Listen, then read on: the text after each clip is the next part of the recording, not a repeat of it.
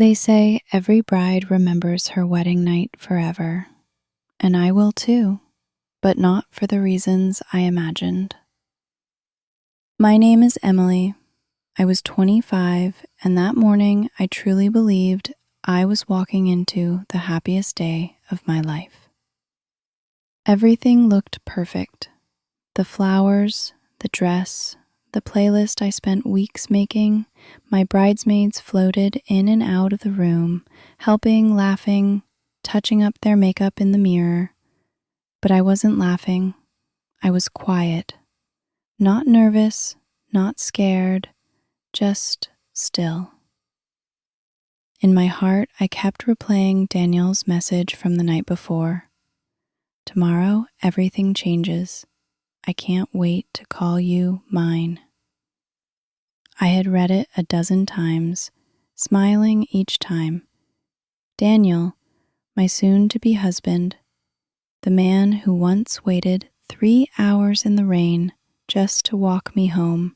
He was kind, warm, steady. At least, he used to be. But something had shifted in him recently. Something I couldn't quite name. His eyes held less softness. His voice less warmth. He was still with me in photos, at dinner, during calls. But some part of him had already gone quiet. I noticed, but I chose not to believe it.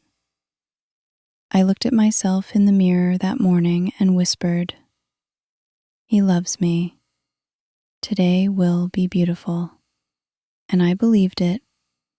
But what I didn't know was that a fairy tale can wear a wedding dress too, right before it falls apart. The guests stood, smiling faces all around.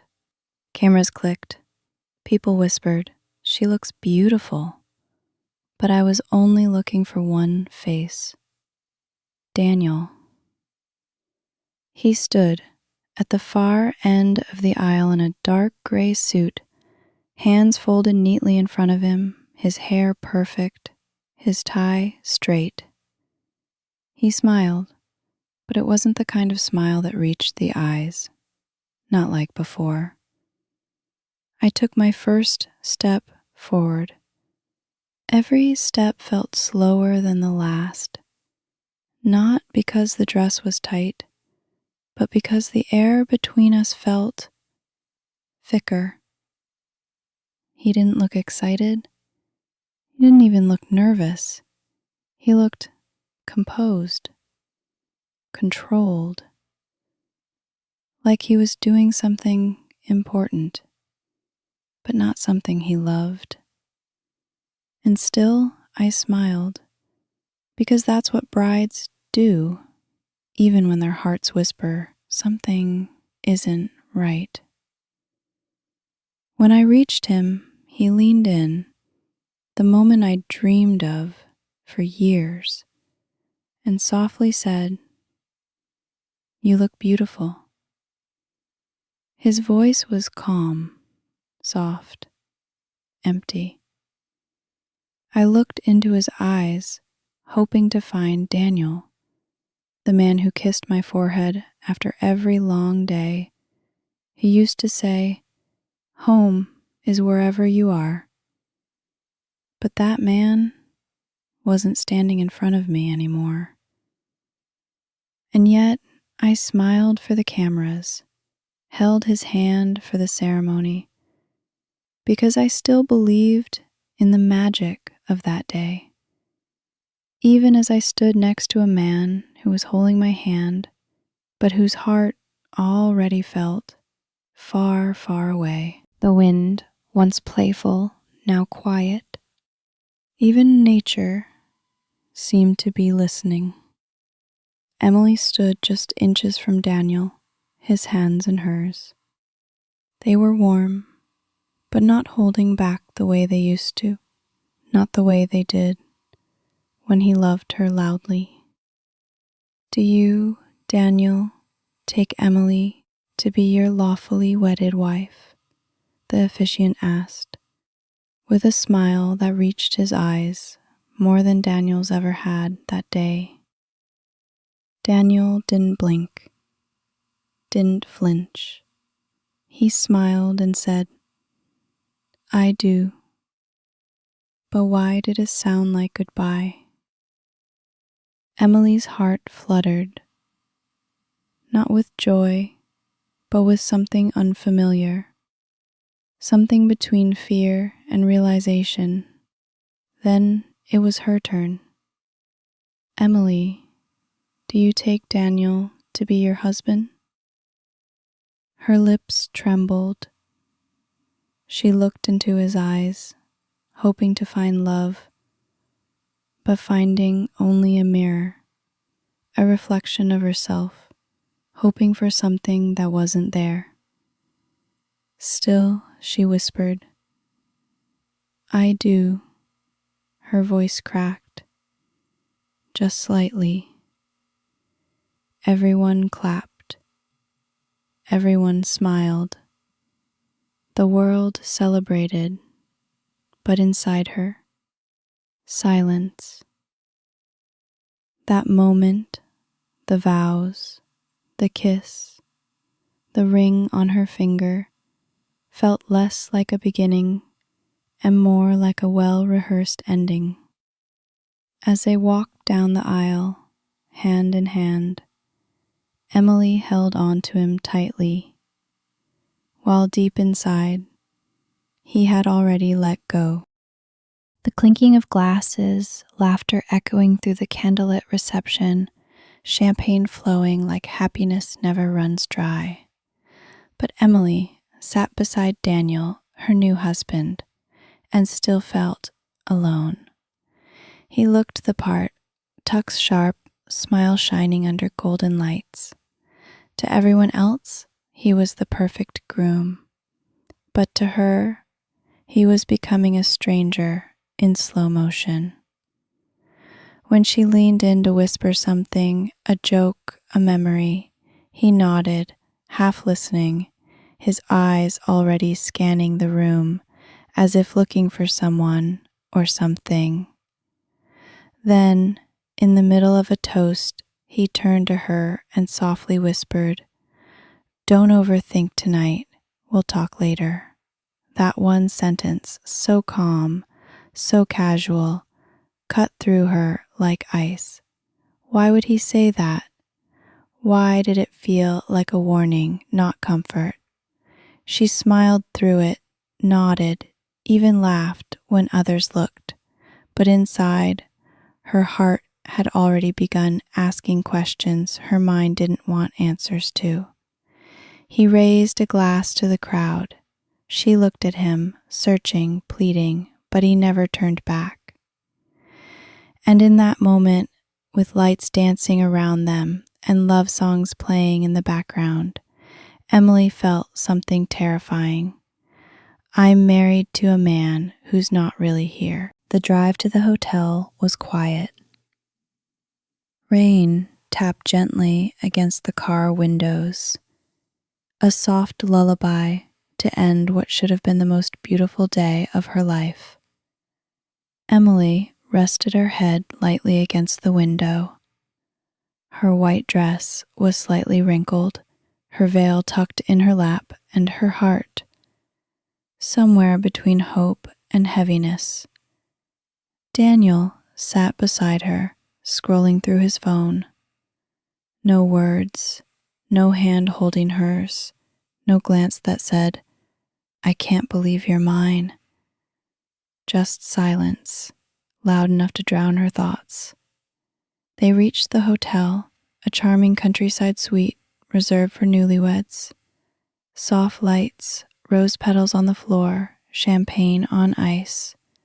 A king-sized bed dressed in white linen and golden ribbons. Everything looked like a dream, except him. Daniel walked in, tossed his jacket on a chair, and said casually, "I need a quick shower." No kiss, no smile, not even a second look. Emily stood in the center of the room, her heels sinking slightly into the plush carpet, watching the bathroom door close behind him. Maybe he's just tired, she told herself. Maybe the day overwhelmed him. But her hands, still in her gloves, began to tremble. She sat at the edge of the bed, the silence of the room pressing on her chest like a weight. Her eyes scanned the space made for love, for laughter, for closeness, and instead saw distance. 2 glasses, 2 towels, 2 hearts that felt miles apart. He's here, but it feels like he already left. And as the sound of running water filled the space, Emily waited, still dressed as a bride, still hoping tonight wouldn't be the beginning of her undoing. The water kept running. 10 minutes, then 20, still no sign of him. Emily sat still, her back straight, her veil draped over one shoulder, like it was trying to hold her together. She had removed her heels but kept the rest on, not because she was comfortable, but because she didn't know what else to do. She glanced at the clock on the wall, 11:26 p.m. Their first night as husband and wife, and she was alone with rose petals and questions. She walked over to the bathroom door, not knocking, just listening. The sound of water was steady, but no movement, no humming, no voice calling her in. She whispered, "Daniel?" No answer. A few seconds later, the water turned off. She backed away, adjusting her dress, heart quickening. Maybe now, finally. The door creaked open. Daniel stepped out, his face expressionless, towel over his shoulder. He didn't smile, didn't touch her, didn't say a word. Instead, he walked to the other side of the room, picked up his phone, and with barely a glance at her, muttered, "I'm gonna head down for a minute. Just need some air." Emily blinked. Air? Now? She nodded slowly, stunned into silence. Her lips parted as if to say something, but the words never came. The door clicked shut behind him, and just like that, her wedding night became a waiting room. The candles flickered, the room quieted, and the bed still untouched. She sat on the floor beside it, holding the hem of her dress with trembling hands, wondering, did I marry a ghost in a man's body? The room had gone quiet again, too quiet. Emily sat on the edge of the bed, still in her wedding gown, hands folded in her lap like a child waiting for someone who promised to come back. She looked at the clock again. 12:04 a.m. How long had it been? 20 minutes? 40? She wasn't sure anymore. Time had lost its meaning. The chilled champagne sat untouched on the table. The petals around the room had begun to feel like a mockery, romance written for someone else's love story. She stood up and walked to the window, pulling back the curtain gently. Down below, the street was quiet. No sign of Daniel. No footsteps. No shadow. Her fingers touched the glass. It was cold, just like the room, just like the space beside her. She walked back to the bed and slowly slipped off her earrings. Her movements were robotic, not out of tiredness, but a kind of numbness that follows when hope starts to rot. She sat back down, staring, waiting. Her phone buzzed once. Her heart jumped. Maybe it's him. But it wasn't.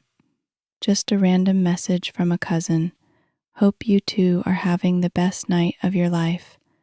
Emily smiled bitterly, a smile that felt like it belonged to someone else. Everyone thinks I'm living a dream, but I'm living a question mark. She placed the phone down and lay back on the bed, fully dressed, perfectly still, eyes wide open. The clock ticked again. The silence grew louder, and her heart whispered the words she wasn't ready to say out loud. He's not coming back, is he? The room was dim now.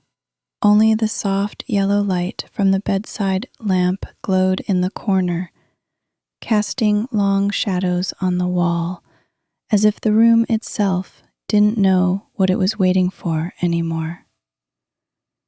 Emily lay still, eyes on the ceiling, veil tucked beside her like forgotten lace. Then, suddenly, buzz, buzz.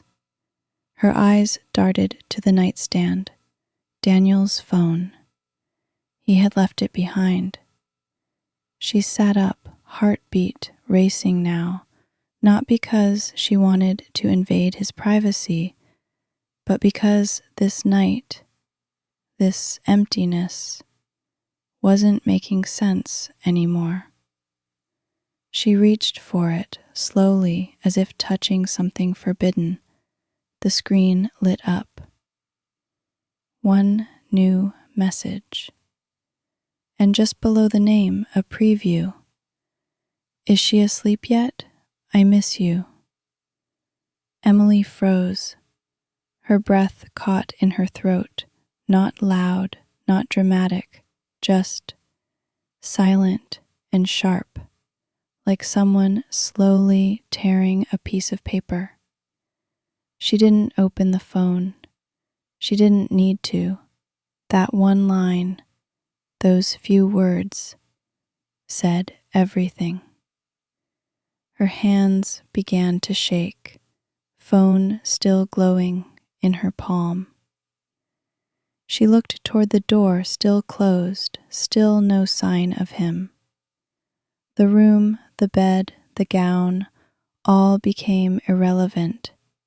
It wasn't just a lonely night anymore. It was a betrayal, a secret love story, written behind her back. And suddenly, the petals on the bed looked like lies, the silence like proof. He wasn't just gone, he was with someone else. Emily sat back down, the phone still in her hand, but her heart, it was no longer in that room. It had shattered, quietly, somewhere between love and truth. The door finally creaked open. Emily didn't move. She was still sitting on the edge of the bed, her hands folded tightly in her lap, Daniel's phone resting on the table beside her like a loaded truth. Daniel stepped in, his expression calm, too calm. No apology, no rush, no explanation. Just a nod.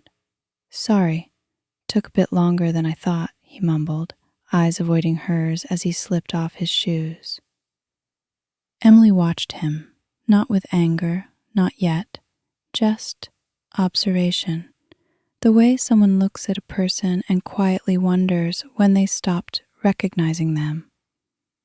He didn't ask why she was still in her gown, didn't notice the untouched glasses, didn't sense the silence that had become her only companion tonight. He simply pulled off his shirt, walked to the bathroom sink, and started brushing his teeth, like everything was normal. Emily blinked once, twice, as if trying to wake up from a dream where she had married a shadow. Her voice finally broke through the thick silence.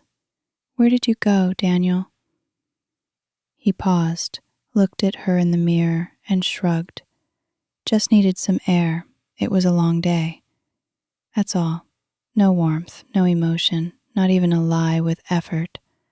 She stared at him, this man who held her hand in front of 100 people just hours ago, and now couldn't even look her in the eyes.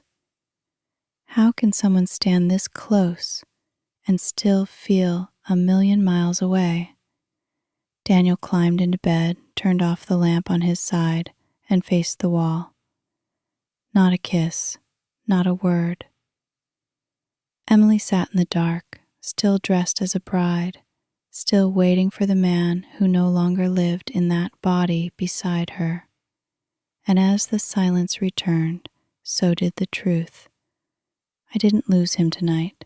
I had already lost him long before this. The room had never felt this quiet. The only sound was the faint hum of the hotel heater and the ticking of the small gold clock on the wall. Emily sat in the armchair near the window now, still wearing her wedding gown, now wrinkled and soft around the edges like her. Daniel had fallen asleep, facing away from her, his breathing steady, unaffected. She watched him for a moment, a long, cold moment.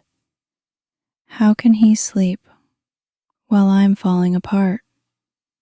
She pressed her hand against her chest, right where it hurt. Not a sharp pain, but an ache, a dull, endless ache. She didn't cry like they do in the movies. No sobbing, no dramatic collapse. Just a single tear rolling down her cheek as her lips trembled from holding everything inside. This wasn't how she imagined her wedding night. Not like this. Not alone. Not questioning if she had been blind all along. She had dreamed of this moment since she was a little girl. The dress, the vows, the love, the forever. But forever never looked like this. It never looked like silence. It never looked like a man who couldn't be bothered to say goodnight. Emily stood up slowly, walked to the mirror, and looked at herself. Mascara smudged, eyes hollow, smile gone. A bride, but not a wife. A woman, but not someone's choice. I gave him my whole heart, and he brought someone else into it. She removed her earrings, one by one, and placed them gently on the bedside table, as if laying down the last pieces of the dream she once carried. Then she lay down, not beside Daniel, but curled up on the couch by the window, pulling a blanket over her chest. And in that quiet moment, as the night held her in its cold arms, Emily finally cried. Not for him, not even for the betrayal.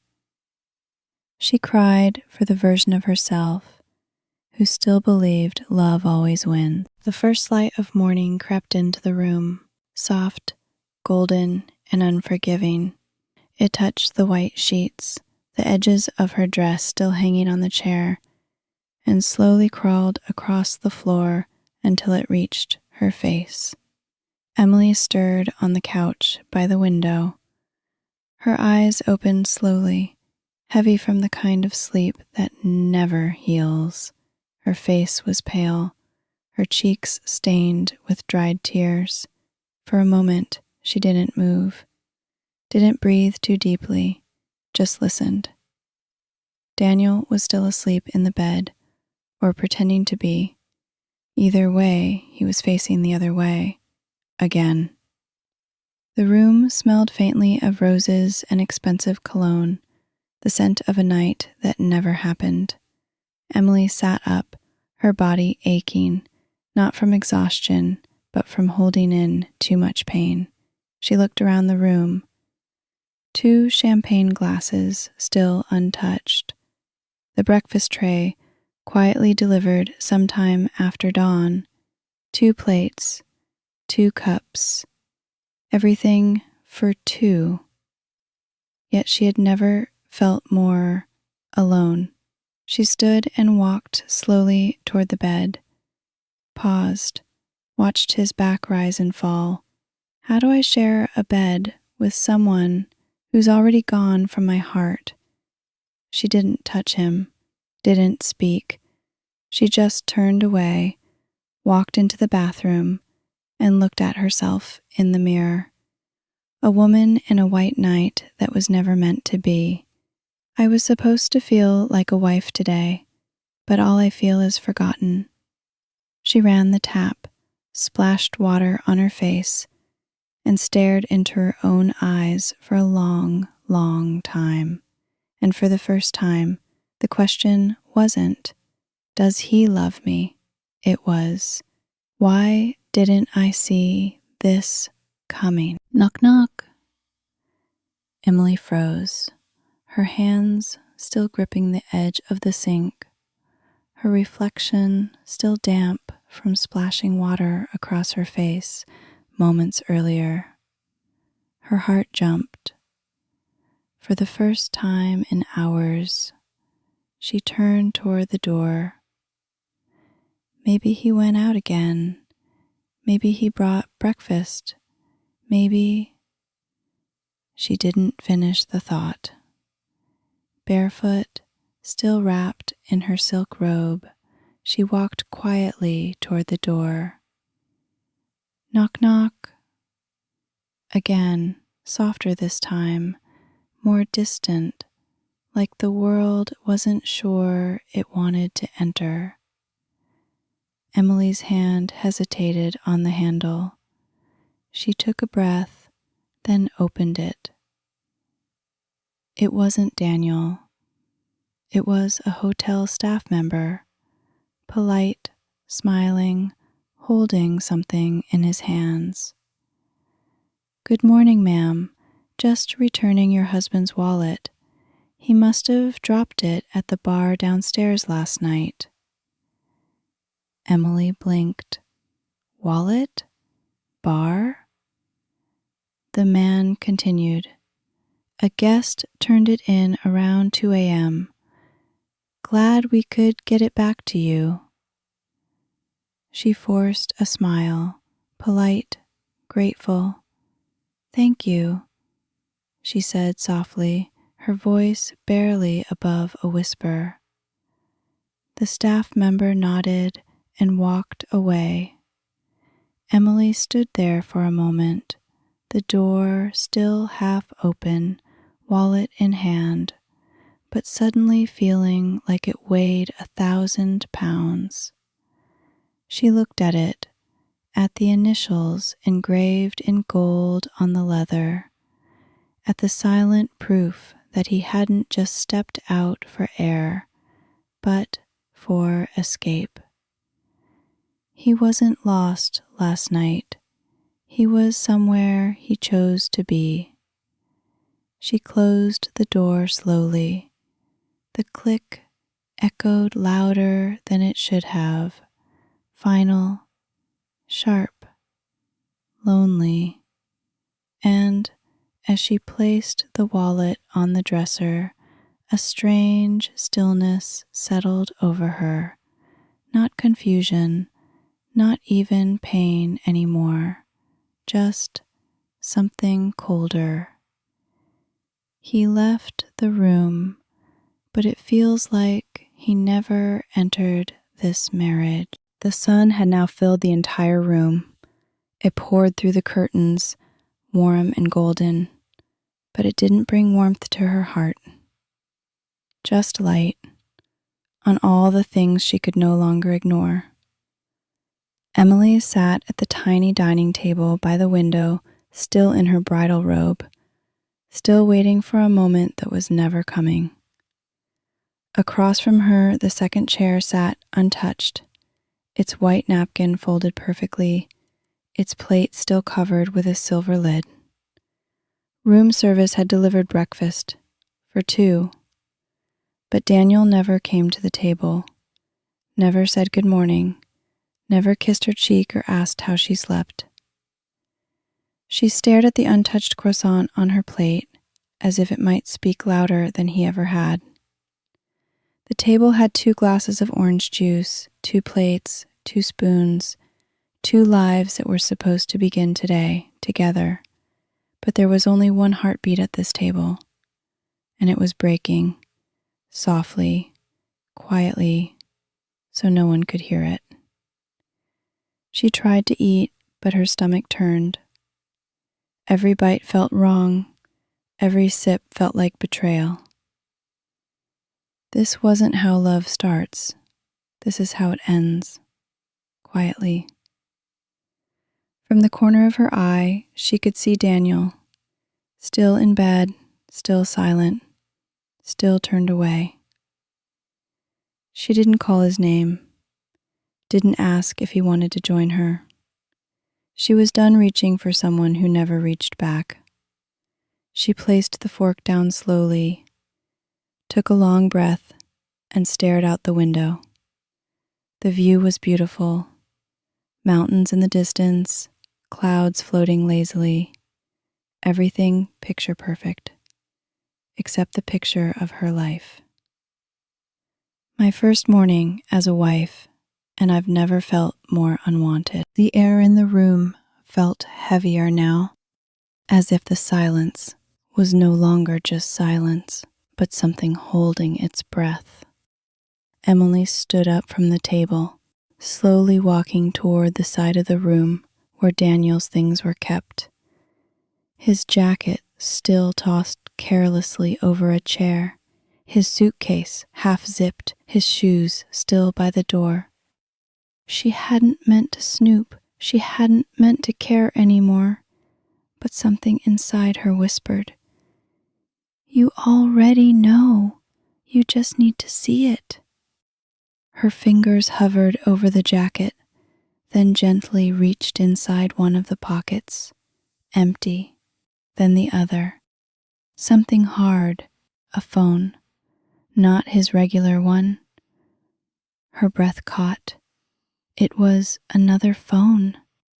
Sleek, black, no case. It lit up instantly, no lock screen, open. And what she saw felt like someone quietly pulling the ground from beneath her feet. Dozens of messages from one name, all recent, all last night. "I hate sleeping without you. Was it weird being in the same room as her? Let me know when you're free again." Each message, a knife, each word, proof. Emily's hands shook as she scrolled. Photos, a voice note, heart emojis, a shared hotel location last week. He had been seeing someone else, even before the wedding, maybe long before. Her lips parted, not to speak, but because the pain needed a way out. But no sound came. Just the rise of 1,000 silent screams in her chest. She sat on the edge of the bed, the second phone in her hand like a burning coal, the weight of it more than she could carry. He didn't just leave me alone last night. He never intended to stay. Tears blurred her vision. She placed the phone down, slowly, carefully, as if setting down something sacred that was never meant for her hands. And in that moment, the wedding, the dress, the vows, they all felt like a performance. And she, just the girl cast in the wrong story. The phone sat beside her, still, quiet, but it felt louder than any scream she could have let out. Emily stared at it for a long time. She didn't move, She didn't blink. Just listened to her heart pound in her ears. She didn't want to call. She didn't want to hear. But silence had already taken so much from her. And now, she needed truth, even if it shattered her. With trembling fingers, she tapped on the last number he had messaged. The name read, Mia Report Ya. The moon emoji broke her. Not because it was cute, but because he used to call her his moon. The line rang once, then twice, then, hello? The voice was soft, feminine, confident, unbothered. Emily couldn't speak. Her lips parted, but the words didn't come. The voice again. Daniel, are you okay? That name, spoken so casually from a stranger's lips, felt like glass dragging across Emily's skin. Her breath caught, but before she could hang up, the woman spoke again, this time slower, suspicious. Is this his wife? Emily's heart stopped.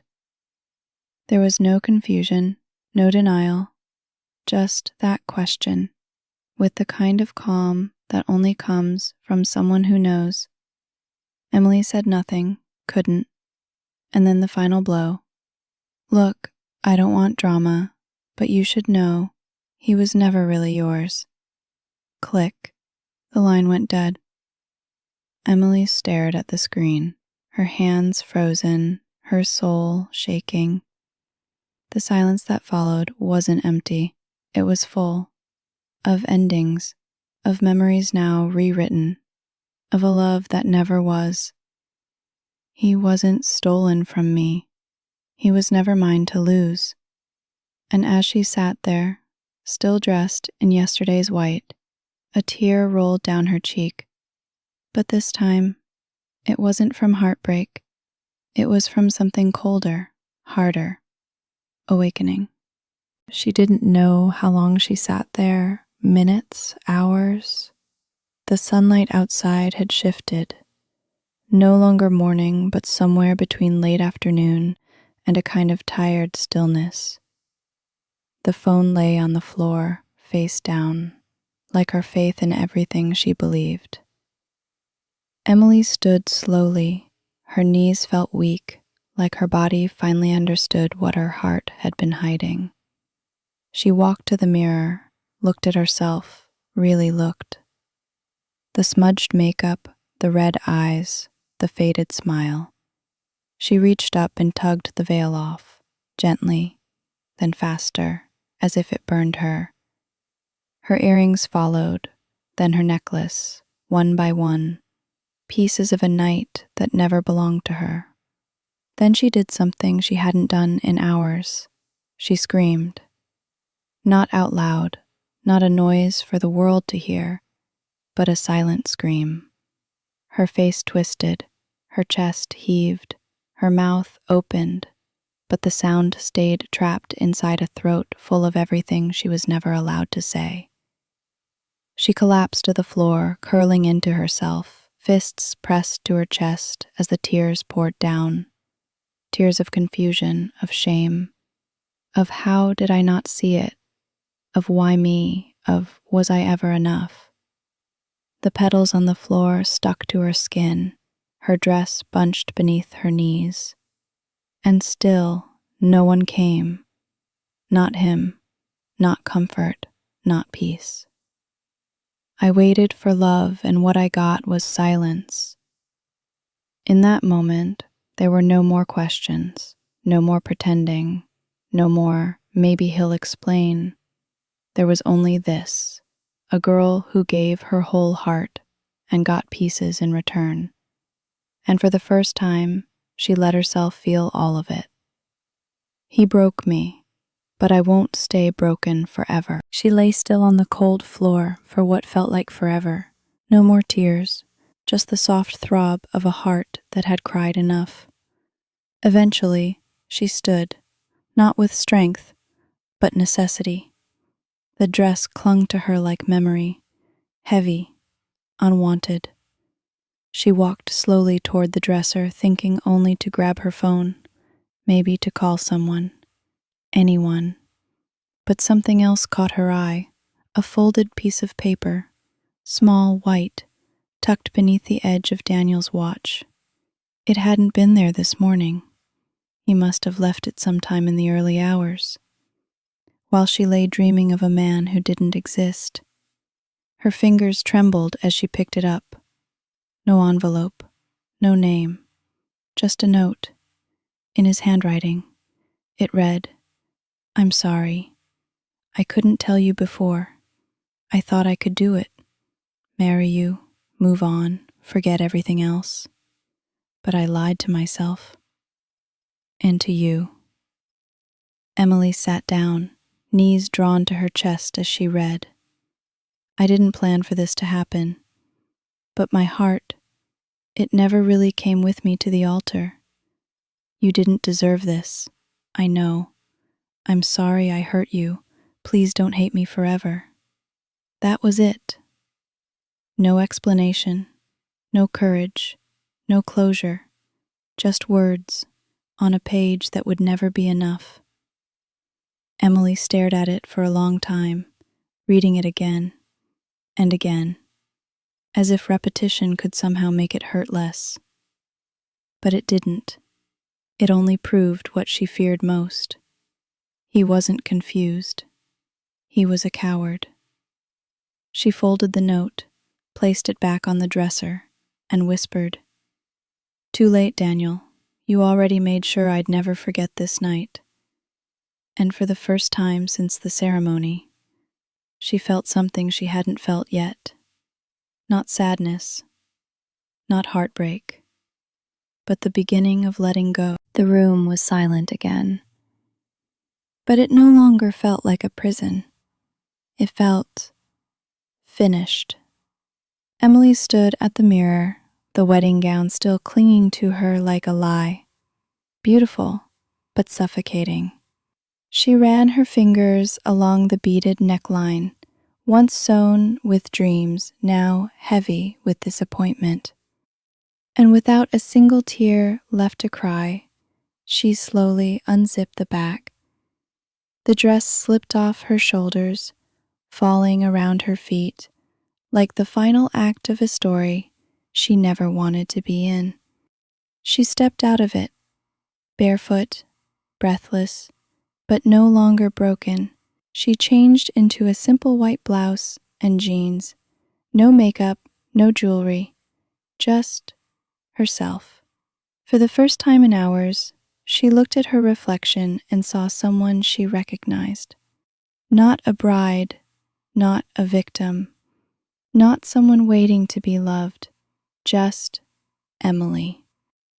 He may have taken this night from me, but he won't take who I am. She picked up her small purse, checked her phone, no messages, no calls, not that she expected any. She opened the door slowly, paused for one last look.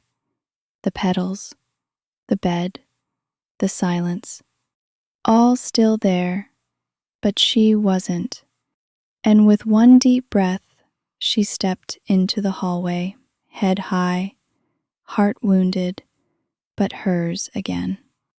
As the door clicked shut behind her, it didn't sound like an ending. It sounded like freedom.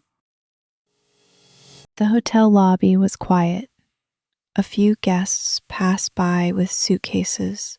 A couple laughed softly near the elevator, and sunlight streamed in through tall glass windows, touching everything, except the ache, still tucked quietly inside her chest. Emily stepped out of the lift, each footstep echoing on the marble floor like a whisper from her own soul. You're still standing. She didn't rush, she didn't hide. Her shoulders back, her eyes forward, she walked across the lobby, past the front desk, past the lounge, where newlyweds were sipping champagne. And finally, through the front doors. Outside, the wind kissed her cheeks, lifting strands of her hair as if nature itself was trying to comfort her. The streets felt wide, open, unknown. And for the first time, that didn't scare her. She wrapped her arms around herself, not because she was cold, but because there was no one else left to do it. And yet, it felt okay, because now she wasn't carrying the illusion anymore. Not the dream, not the denial, just the truth and herself. This wasn't the walk I imagined after my wedding, but maybe it's the walk I needed. A taxi pulled up nearby, but she didn't wave it down. Not yet. She stood there for a moment longer, watching the world go by, and let the air fill her lungs, not as a bride, not as a wife, just Emily. And somehow, that was enough. They say you never forget your wedding night. And they're right. I won't forget the silence, the waiting, the lies that sat louder than the music ever played, the way I whispered his name into an empty room and got silence back. I won't forget the petals on the floor, the untouched glasses, the bed made for two, but never shared. But I'll also remember something else. I'll remember the moment I stood up, the moment I chose to walk away. Not for revenge, not out of rage, but because staying in that room meant abandoning myself, and I've already done that enough. He left me on our wedding night, but I found something he never gave me, my voice. I won't pretend I'm fine. Healing isn't perfect, but I'm not lost anymore. I'm not waiting by a door that never opens. I'm not whispering, please, in rooms filled with silence. I'm moving, breathing, becoming. And one day, when love finds me again, it won't knock and leave. It'll stay. It'll see me. But until then, I'm enough, and I'm finally home, in myself.